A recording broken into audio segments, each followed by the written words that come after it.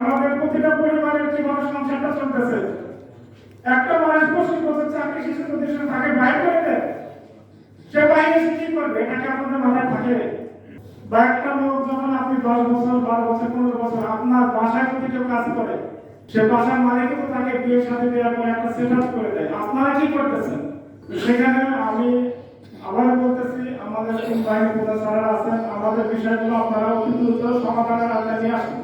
আমরা খুবই অসহায় অবস্থা আছি, যেখানে আমাদের ওয়াইফরা, অনেকেরই ওয়াইফ এখান থেকে তাদেরকে ছেড়ে চলে গেছে।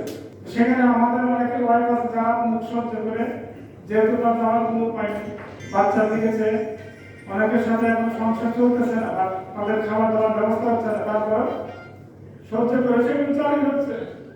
আপনারা আপনাদের গোয়েন্দা মাধ্যমে খোঁজ নেন, আপনাদের ডিজিএফআই আছে, নিজস্ব এফআইএস, এপিইউ, আপনাদের যেগুলো আছে খোঁজ নেন, প্রতিটা ব্যক্তির খোঁজ নেন। যেহেতু আমরা তো এখনো আপনাদের আন্ডারে আছি, যেহেতু রিজার্ভ ফোর্স হিসাবে আছি, আপনাদের দায়িত্ব যে আমাদেরকে সচ্ছলভাবে চালানো, কারণ আমরা তো আপনাদের সন্তান।